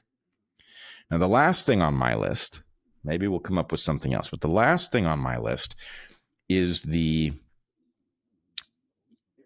bizarre fact of SARS-CoV-2 not being transmissible outside. Now, that's just a weird one. I think it is suggestive of a laboratory origin in which they have inadvertently selected for this pathogen's capacity to function in a laboratory environment, and it happens that they selected against its ability to function outside. But I would also point out the people that we are challenging here, their perspective is, no, this was all a psyop. Well, why on earth, if they were going to go through the absurdity of telling people you can't go to the beach, you can't go to the skate park, you're not allowed to walk outside of your home except if you're exercising for some brief period. If they were going to go through all of this insanity where they were going to restrict people's freedoms outside, would they create a pattern in which the virus in question didn't circulate outside and they had to back off that stuff? I don't get it. If it was a psychological game, then all they had to do was pretend that it circulates worse outside, go home. But they didn't. The fact is, the evidence suggested you had a highly contagious, not very virulent, RNA-based pathogen circulating that you can't catch outdoors. That does not sound like a psyop. That sounds like somebody created a Frankenvirus in a lab and it had weird quirks. I never heard this thing about not being able to get it outside. Yeah. Does that make me weird? How come I haven't heard that before? Heather and I when we realized this, we were shouting this from the rooftops because it was in the middle of all this madness about we're closing the parks, don't go for a hike, don't go to the beach. And it's like, what are you talking about? A, you want people to do those things because they're going to lose their minds if you lock them up at home. Anything that restores psychological health by allowing you to go out and feel normal in nature is a huge benefit. B, to the extent that you are disrupting people's lives, you're going to lock them up at home. No, look, don't disrupt your life. Fall in love, but do it outdoors. Bret? What? They were worried about the fomites. I mean, I can forgive them. I was worried about the fomites at the beginning too, and then we discovered that they weren't there. And so I guess my point is, look, either it was pure psyop, in which case they could phony up whatever frickin' set of symptoms they wanted, and they would have phonied up ones that mirrored the restrictions that they put on us. Or there was a pathogen and they were helpless to pretend that it could do certain things that it couldn't, like transmit itself outdoors.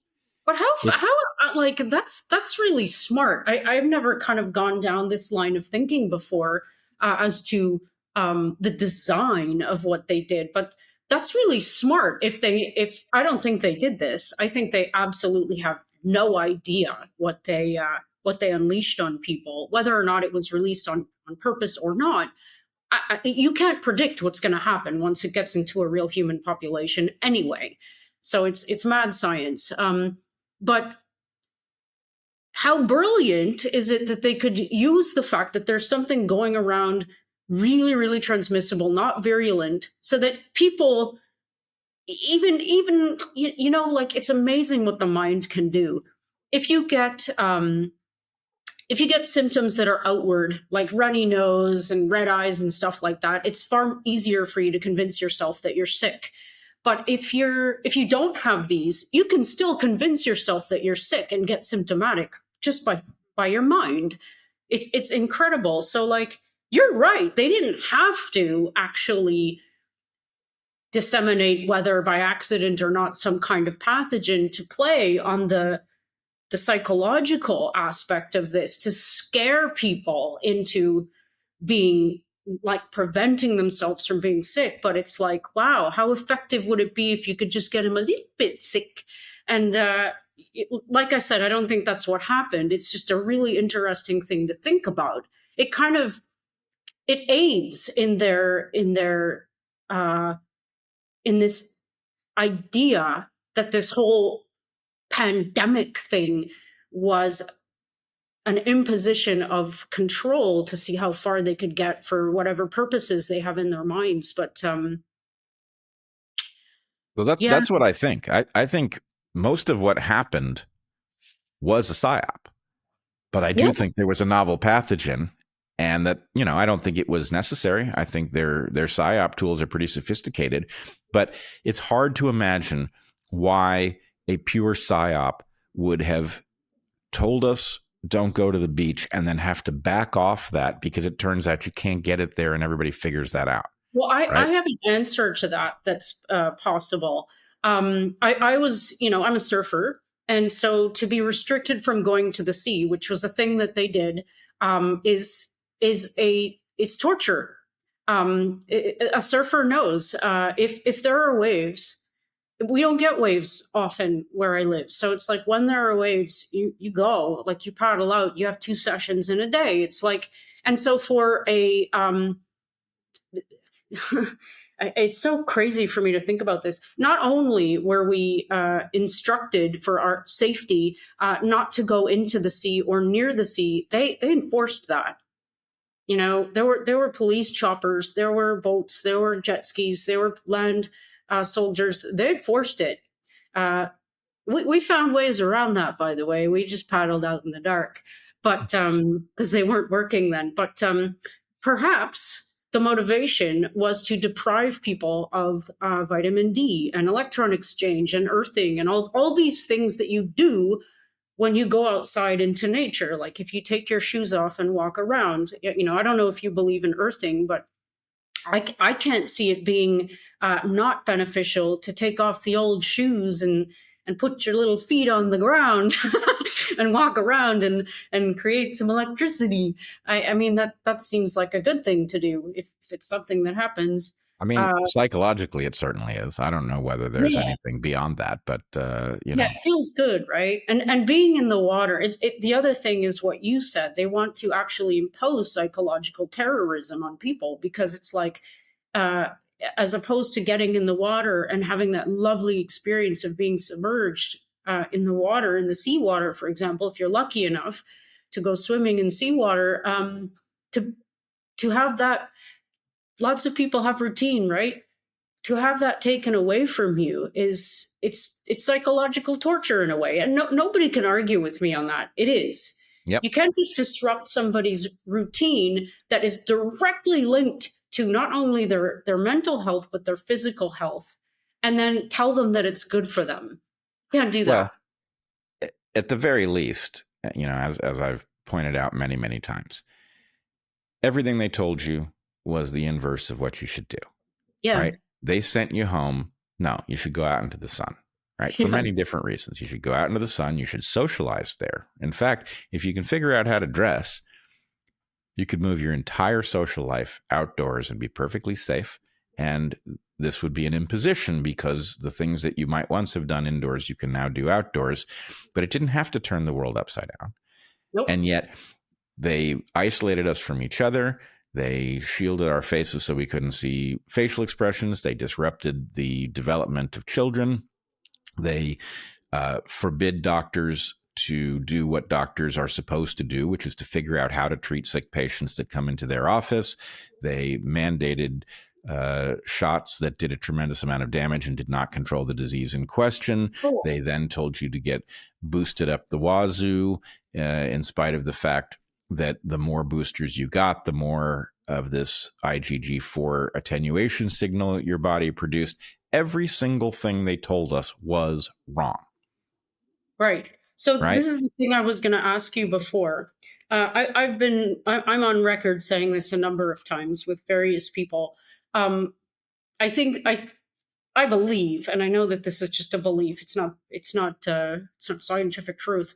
That the SARS-2 thing, like this novel pathogen that they created, was the segue. They might have necessarily created this and launched it, I don't know, as the segue to introduce the new technology that they called vaccines, this modified mRNA LNP stuff, because it's this problem solution thing. It's like, oh, we have this thing and they had to make it real, right? They couldn't just make it up and say, yeah, there's a deadly pathogen. Like maybe they had to actually disseminate something that was going to mess you up in an unpredictable way in order to use that against people, to convince them that this magical Operation Warp Speed solution is going to save us all. So it makes sense to me, and it's weird because all that speculation, but when you start thinking about at least what we're told these modified mRNA, LNP things comprise, the main thing, according to them, the manufacturers, is the spike gene. So it's like, that's interesting, because we know beyond a shadow of a doubt that at least the spike portion was made in a lab. Like, it's possible based on this is another point I wanted to make, actually, for the people who are denying that that we have a novel pathogen on the go. Reverse genetics is they're doing it all over the place. There are published papers that have protocols on how to build chimeric viruses by stitching together these pieces of DNA. So I've also gone on record as saying I think it's very possible that they had a coronavirus backbone and they made this Frankenspike protein, which is just something that they embedded, just by manipulating some fats or something into this backbone. And maybe I'm wrong and maybe I'm oversimplifying it, but it seems really odd that nobody's questioning that the template from the original Wuhan chicken recipe version of SARS is exactly what they used in the shots. It's like, doesn't that make people scratch their heads? I mean, this thing is one of the things that the virus uses to do harm. Especially when Moderna has a patent on it from 3 years prior to the first indication of it circulating. Now, I will say I have also, in fact, in Romania, the talk I gave at the International COVID Summit there, I proposed this exact hypothesis that the reason for much of what we saw was that the mRNA platform is far too dangerous and destructive and frankly unrescuable for it to come to market by a normal process, for reasons I'll explain in a second. But it's too dangerous to bring it to market the normal way. So they needed an emergency in which people would take the idea of this shot, they would mistake it for a vaccine, and they would feel desperate to have it because their life had been so heavily restricted. And that would allow the platform to become normalized. And then every vaccine on Earth could be reformulated as an mRNA vaccine. And all the new vaccines could be formulated as mRNA vaccines, which are frankly a cash cow for pharma. It means that every old shot can now be patented as a new shot. Yeah. They all work the same way. So the point of view, it streamlines both the production of new vaccines. It streamlines the testing. No doubt they will argue, hey, we've tested the mRNA platform. It's safe, wink, wink. So all we're going to do is test this new antigen that we've loaded into it this time. We don't need to retest the platform, do we? And so the point is, from pharma can grow into a much bigger, wealthier industry than it already is if the mRNA platform becomes accepted by the public, and an emergency was the only way that was going to happen because the thing is so freaking dangerous on its own, which then tells you why, to the extent that the public has been allowed to understand that there are harms, those harms have been blamed on Spike. The idea being, if the story half breaks and people realize, oh yeah, a lot of people were injured by those shots, sure is unfortunate that the spike protein was so dangerous. Well, that's the lesson of COVID, but it means all of the rest of the mRNA vaccines that they're going to produce are all free and clear. The point is, well, then the hundreds of billions or trillions of dollars that could flow from this thing will continue to flow. So to just clean up the one last thing, I've said it a million times in different places, but the reason that the mRNA platform is so dangerous and unfixable is that it has no targeting mechanism.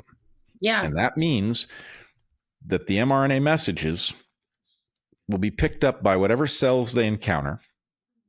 Those cells will produce this foreign protein as they're being instructed to do, and that will cause T cells from your own immune system to attack your own tissues that are now producing a foreign antigen, because what the immune system does is it looks for cells that are yours but producing foreign antigens, and based on the assumption that they are virally infected, it kills them, because that's the best thing you can do with a virally infected cell.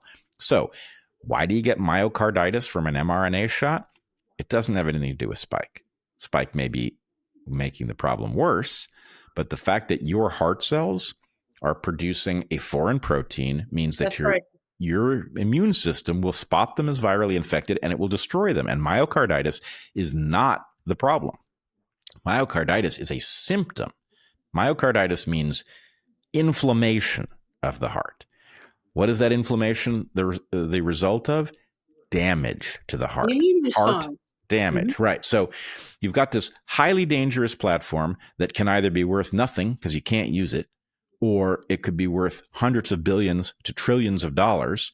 Which is it going to be? Well, an emergency would allow you to bring it to market and get everybody to accept it so that mRNA vaccines would become normal. And at that point, you're good to go. So I do think that there is a strong chance. It doesn't mean that the virus was introduced for this purpose, but it means that as soon as the virus was in play, they spotted it as the opportunity.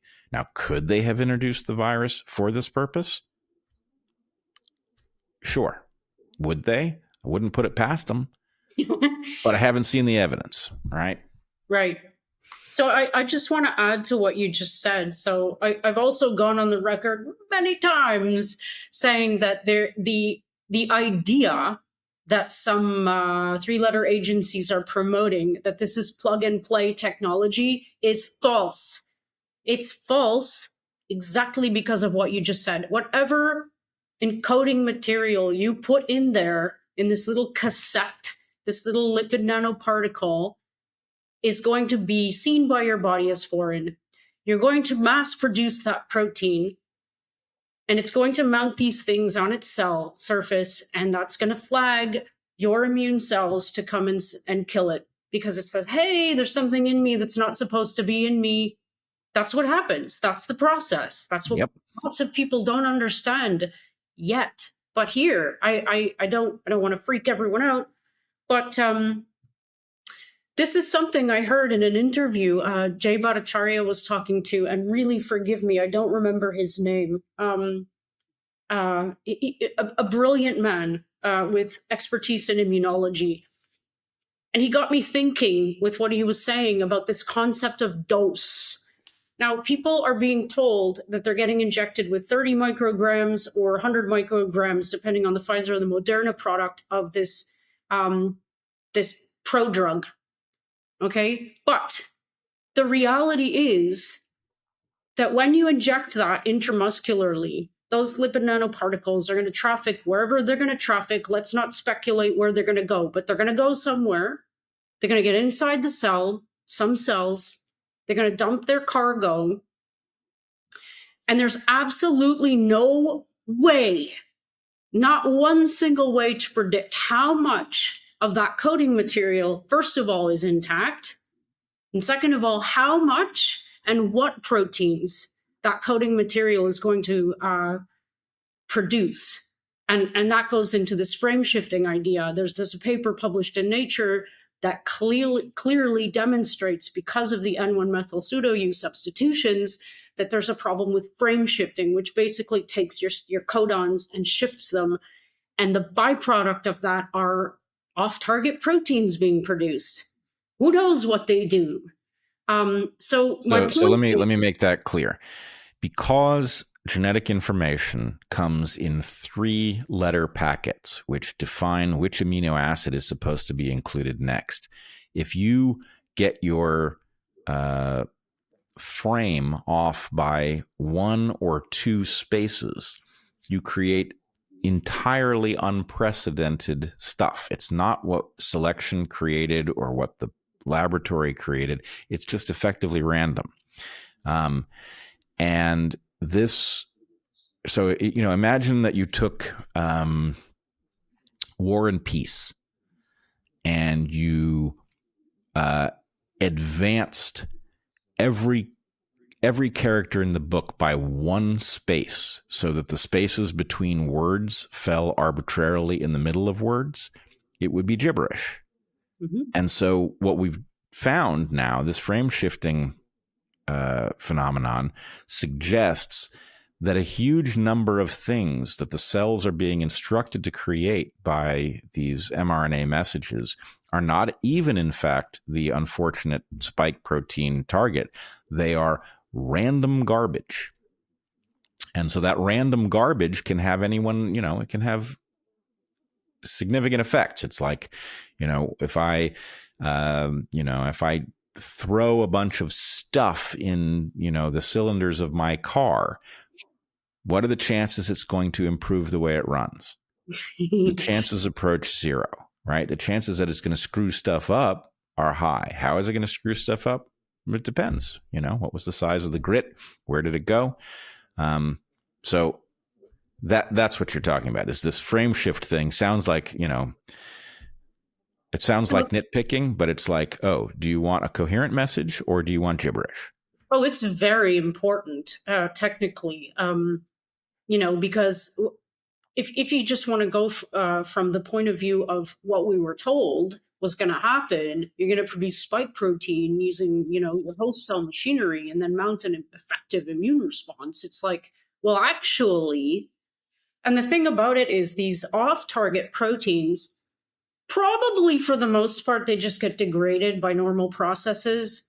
But there's also evidence, and I've written a ton about this, of the presence of amyloidogenic peptides in the spike protein itself. There are many published papers on this. This is not speculation. And what that means, an amyloid is, it's a very tough protein. The normal degradation processes in us aren't really effective at breaking down amyloids. And you can think of them as little, here, I'm doing what you do now. You can think of them as little fibers, like, piling up on each other and creating like a wire. It becomes very resilient to degradation and accumulates. And it's kind of interesting how a lot of people are having thrombotic issues. Could be accumulation of garbage in their blood vessels, perhaps. I wonder if that has anything to do with amyloid protein production. So you're talking about the kinds of stuff that certain courageous morticians have revealed about these giant calamari-like clots that are being pulled out of people's circulatory system. Could be, although I think that's more, I mean, I think amyloids. Now, first of all, these are on target proteins that would be being produced, like these little bits of protein, not off target. So this is by design what's being manufactured. And there are also these enzymes that we have in us that cut these things at certain places such that they have amyloidogenic properties. But the clotting pathway itself and the wound healing process, like let's just say that we have transfection of cells lining the blood vessels, and those cells are marked for destruction by the immune system because they're producing foreign protein. The T cells come along, the CTLs, and they kill those cells. Let's say you have a bunch in a row. So you have a local site of destruction and inflammation there now.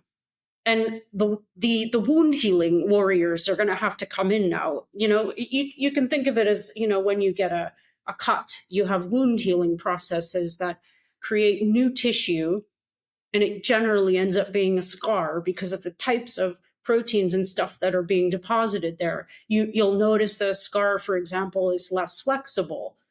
This is also why heart scarring with myocarditis is really bad. So if you think about that happening this is just what I'm imagining, on the lining of your blood vessels, which is what I'm imagining is actually happening to people, you're getting buildups of these wound healing factors like collagen and fibrin. And if you have amyloid, you have you platelets and all these normal things that are also out of control, according to many people. Like the clotting pathway itself is messed up. So you have this cumulative and multifaceted bombardment of problems. I think that this explains the microclotting, actually. I think it's local destruction and just the normal process is kind of out of control because there's something going on there that shouldn't be going on there. And it's because, these lipid nanoparticles traffic all over the body. By the way, just to throw that in, those lipid nanoparticles that are part of this platform, they're highly toxic. And we don't know anything about them besides the fact that they traffic everywhere, which we were also told doesn't happen. Yeah. So if you think that this is plug and play and you can just insert the coding material for a new virus, quote unquote, into this lipid nanoparticle and inject it and think that, going back to what I was going to say, that you're getting a specific dose, for example, you're not. And those things, it's complete. This is my main point whenever I talk about this stuff. It's completely unpredictable pathophysiologically what's going to happen to you. No one can predict it. It's based on an enormous number of factors. Yeah, between the random question of where these things end up, or not random, but the arbitrary nature of where they end up in the body, the quality control issues with respect to what the transcripts actually say. Yeah. All of these factors mean that the range of pathologies is indefinitely large because you have no idea what it is that your cells are going to produce. You have no idea which cells are going to produce it. And, and this is all based on this terrible platform, which has nothing to say, Spike was a terrible choice of antigen, but that's the minor factor here. And to the extent that they are gung-ho about this platform still, even after all of the horrifying injuries that they've produced, tells you that they don't really care about the injuries. Mm-hmm. And that this is now a shell game where they're going to try to pin as much of the harm on Spike as they can so that they can go on with their cash cow platform. And I'll tell you, the people in the know, they know how dangerous this is. They're not going to take the same stuff. Yeah, exactly. I mean, even if you have kind of a heart awareness that something is wrong, I think with the number of people now who are just getting up to date. I don't know how else to put it on the real deal of this situation. I think they're going to say no, thank you, ma'am, the next time. I hope. I really hope. Um, there's also this issue of symptom laundering. Like I think that they're going to try and hide some of the devastation from this first round of modified mRNA shots. In this new so-called pathogen that they're going to release on us, like this mpox thing they're starting up with that now, which I think is it was it's kind of a good one that they picked because no one's going to buy it. The bird flu thing didn't take off, so I think they had to pick something else, and maybe they picked it because it looks so bad, because you get like pock marks and stuff, but what I'm saying is tangential, but I really think that the symptom laundering thing is important for people to acknowledge, like in association with the shots that maybe you got even like a year or two ago. If you have something weird and new happening, don't discount the fact that it could be from that, and it's not from this new thing that they're convincing you is going to kill you next. Yeah, well, I think a lot of us have come to realize that as much as we don't want to live in a world where you cannot trust what you are being told about pathogens, about remedies, that we all need to be on high alert, and we need to figure out who actually has been trustworthy, and we have to let them function outside the institutions and tell us what they see. And, they're going to make mistakes, but at least if they move in the direction of getting smarter, then there's a good chance that they can get those who are listening to a place where they can at least take the right actions to minimize the harm.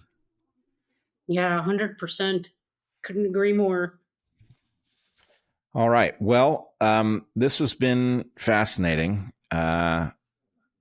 Where can people look at your work? They should go to your Substack. I know you have two. One of them is Unacceptable Jessica. Yep. Thanks, Trudeau. And Unconditional Jessica. So yeah, one is more current eventsy. Like if there's an interview or a movie that's coming out that I think people would benefit from seeing. And one of them is more like it's more than that, but it's a summary of like journal articles or concepts in science. Like I did a big write-up of that frame shifting paper that we discussed. So if you want to find a lay person's summary who often throws in really bad jokes, then go to Unacceptable Jessica. And you're on Twitter. Yeah, but of 104,000 people who are following me, allegedly, like about 2,000 see my posts. So I'm pretty shadowed. Oh. I don't know. Maybe sometimes I say things that somebody doesn't want me to say. I can't imagine you doing that. Yeah. Yep. All right. Well, this has been really interesting. I'll be interested to see what comes back. And in the meantime, keep fighting the good fight. Yeah, you too. And I'm really glad we finally got to chat. It was very, very interesting, and it could go on for hours, in my opinion. But yeah, people will get bored. So we'll have to do another one. We'll have to do another one. That's what I was trying to say. All right. Cool. Well, great. And thanks for joining us, everyone.